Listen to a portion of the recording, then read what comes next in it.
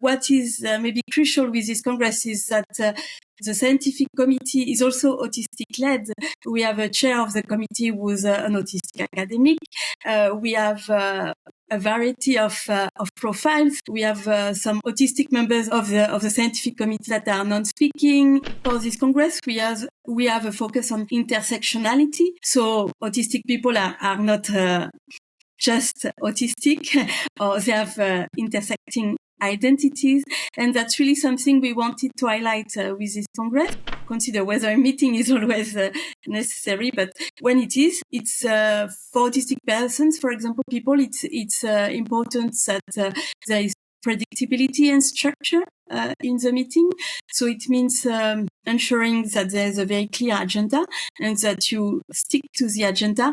You should really avoid any last minute changes or disruption. Welcome to the Metautism podcast, where we're diving into the vibrant world of autism and championing inclusive education and employment. Join us as we explore innovative strategies, share inspiring stories, and analyze groundbreaking initiatives that celebrate differences and advocate for a future of equal opportunities. Let's get started. Hello. How are you? Welcome to another episode of Metautism podcast. I'm your host, Clara, and I'm really excited that I'm speaking with Aurélie Baranger.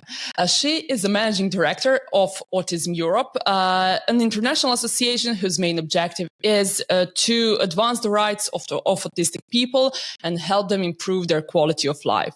They also strive for more awareness and understanding of autism in society. Aurélie's mission in Autism Europe includes the overall coordination of a network of member organizations, management of the advocacy and policy work, European project, events, capacity building, finances, and more. However, our main focus today will be the upcoming 14th Autism Europe International Congress that will be held in a few days in Dublin, Ireland, from 11th to 13th of September. And of course, Aurélie will share more about the event, about its impact, and in general, the impact that such events have. So, Aurélie, welcome to the show. Maybe we can start from this year's theme of the Congress, which is quality of life, research, policy, and practice. So how did you decide on this theme, and how do you decide on themes in general when each time the Congress is being held? Thank you for this question, Clara. Indeed, choosing a theme is a key element in such an event. And for the first time, for this 14th edition, we've conducted actually a public consultation among the autistic community. And following this public consultation, we got 30 themes, and they were put to the vote of the community, and we ended up with this core theme of quality of life across research and practice. And so we are really looking forward to exploring all of the facets of this theme during these 3 days. So you said that is a new approach. So how did you approach things in the past, and what led you to this newer approach? Indeed, in the past, it was rather up to the scientific committee and the host organization to choose a theme, to agree on a common theme that would reflect the philosophy of the Congress. However, for this new edition, we really have been committed to a co-production approach with the autistic community. We are being hosted by As I Am, our full member from Ireland, and they're an autistic-led organization. They're very dynamic, young, and they really want to put the voices of autistic people at the forefront. So for this edition, we really decided that it was up to the community itself to choose a theme, and we gave them the rein to decide. And what is actually the mission of the Congress? I guess it evolved also over the years. So how has it evolved? Indeed. So our first Congress was about, I think, 45 years ago, even before Autism Europe itself existed. parents organization from various countries in Europe decided to get together to learn more, to exchange knowledge, because at that time there was really little information available about autism. As you know, for example, things such as internet were also not in use, and so it was difficult to gain knowledge. So they decided, let's pool our forces together and create this international congress where we can all meet and exchange on what we know about autism, what we need. So that was the status, let's say, 45 years ago. And nowadays, in 2025, as you know, as you may be aware, there's much more understanding and awareness around autism. And let's say also the autistic community has evolved. Now autism is considered in a much wider framework. We know that it's not only children. We have autistic adults who are contributing, sharing their views, their experience. So we are in this new, let's say, phase where we have a much wider community that is able to being involved. I will also use this opportunity to highlight one autistic individual that is David Eaton. He's also a part of Autism Europe. He works here as policy and projects officer. And I'm highlighting his story because he was also a guest on this podcast. We published his episode in June. So dear listener or watcher, please feel free to check out his episode. He shared his stories, but also many fantastic insights about autism, about work as autistic individual, and so on. Now, Aurélie, let me ask you about your journey. So you are with Autism Europe for 18 years now. And how did you, in those 18 years, see the organization, see Autism Europe evolve? But also, how did the society evolve? You already gave us a hint of how it evolved. Yes, indeed. 18 years. There's been a lot of changes in this time. We see indeed more and more awareness about autism in society. It's also a broader approach to autism. As I was previously mentioning, in the past, there was a lot of focus on autistic children, in particular autistic boys. It was considered that autism was mainly touching young boys, but now we know very well, as David also highlighted in his very good episode, that, for example, there is quite a lot of autistic girls and women, and they are not necessarily being adequately diagnosed because there is a lot of preconceptions, there is gender bias, they might be better at masking autism characteristics.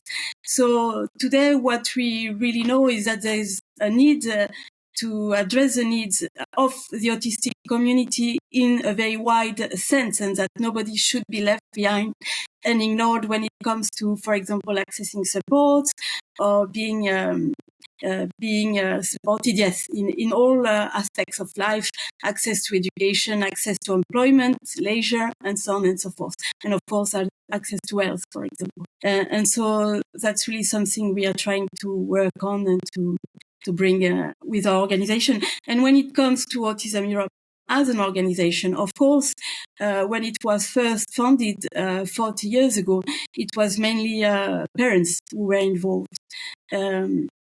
But of course, the children of these parents have grown up, and we've realized that indeed we need to involve autistic adults. They need to have a voice. And so nowadays they're very much involved in the governing bodies of our organization.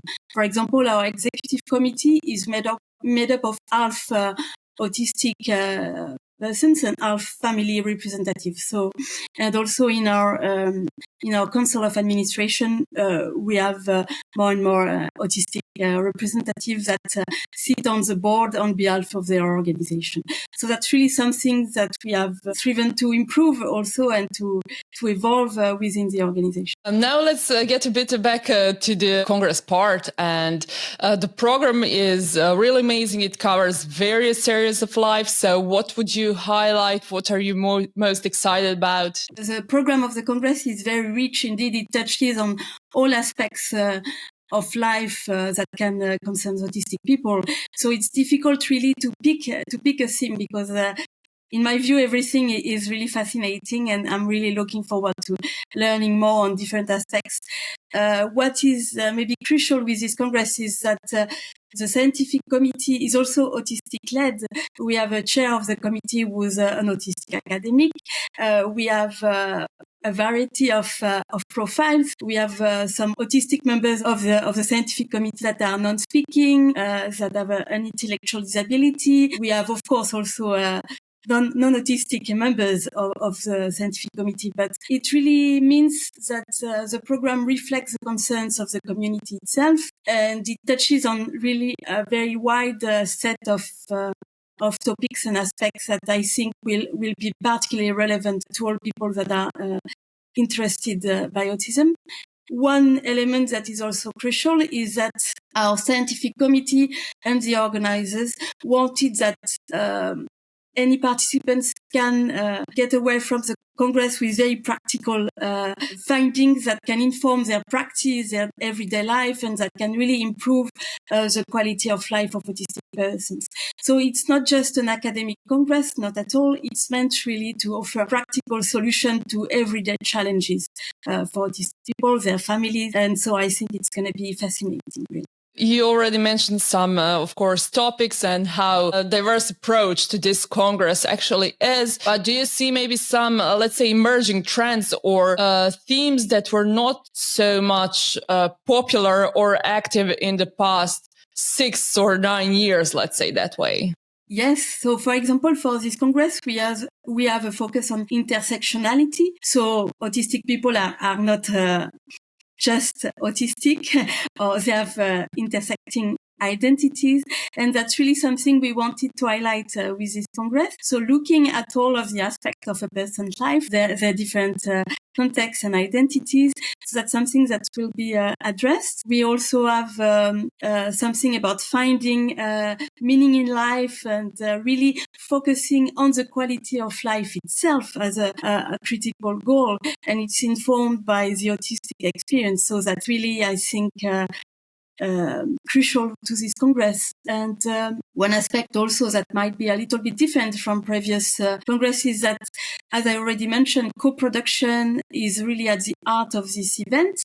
And we will have sessions that are being enriched the dialogue and the narrative around autism. Yeah, absolutely. That's amazing. And I can see not only in, as we said, themes and sessions and so on, but in the organization in general that you are really trying your best and you're finding ways to be more and more and more inclusive each year. So from organizers' perspective, how can other organizers make their events as inclusive as possible for neurodivergent community and also other people who are not, let's say, neurotypical or who don't have privileges that many other neurotypical people have? Thank you, Clara. Yeah, indeed.